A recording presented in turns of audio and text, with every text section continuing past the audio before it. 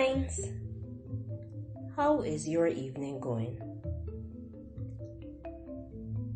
To say my day was interesting would not be doing it justice.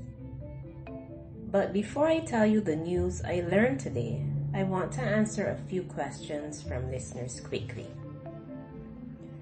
The first question is from Jeffrey. He wants to know if I was walking on the street when I made my recording on Monday, because he could hear vehicles passing in the background. Actually, I was in the veranda. The apartment building where I live, in Millhouse Road, is about 20 feet away from a bus stop. When I created the audio, it was spontaneous. That WhatsApp message took over my mind so much, Jeffrey, that I had to talk it out. The next one is from Kerry. She wants to know, why would someone want to lime around dead people? Kerry, I have been thinking about that for the past 2 days, and to be honest with you, I'm not sure now I even want to know the answer.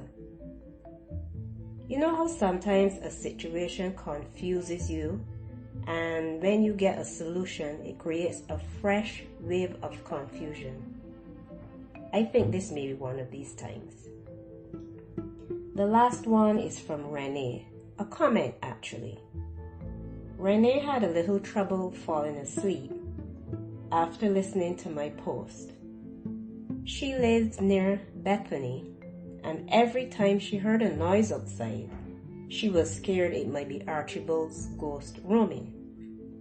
Renee, I am really sorry you had to go through that, but I advise you to put on the kettle and make some chamomile tea, because if Monday's news was a little troubling, the information I learned today may be even more so.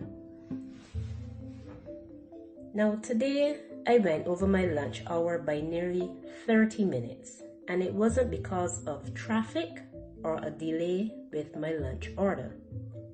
And I told my boss a little gray lie about having trouble with my car. I was late because I met with my friend Gina at Master's Restaurant. Gina and I grew up together in Bethany, but my family moved just before I started school at St. Andrew's Secondary.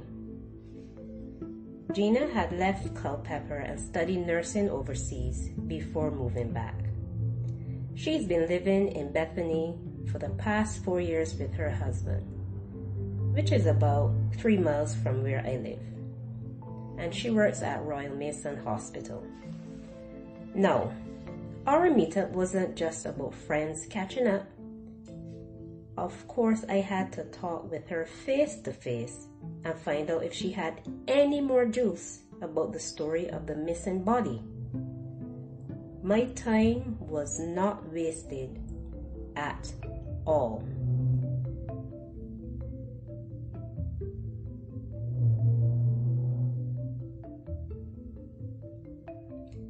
Now let me give you a little background on Archibald John, the deceased, and his wife Marcy.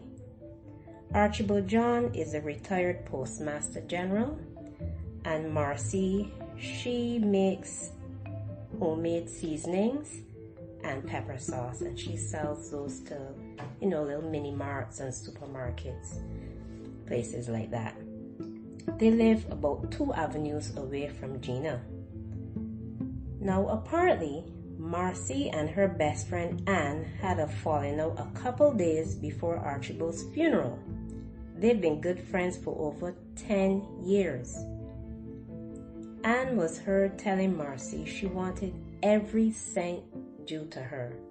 The payment was $8,000 short, and if she doesn't pay up, her dead husband will help her get her money.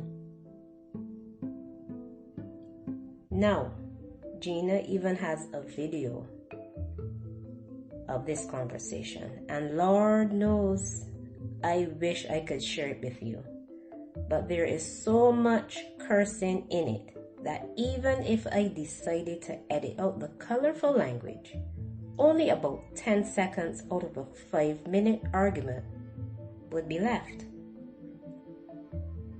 But I can tell you, it was filled with several adjectives, including stinking and nasty.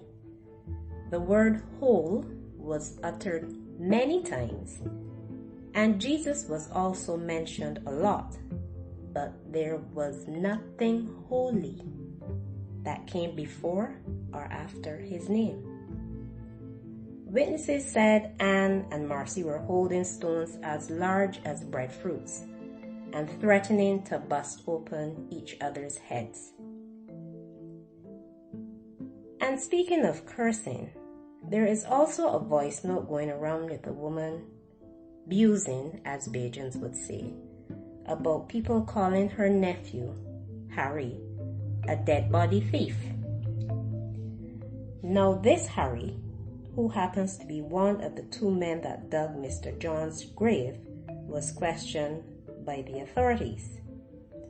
I found that out from a friend whose uncle's wife's cousin is a policeman. The other gravedigger, Winston, could not be found because he left the island the day after the funeral, and it's rumored he bought a one-way ticket and he had never ever traveled before.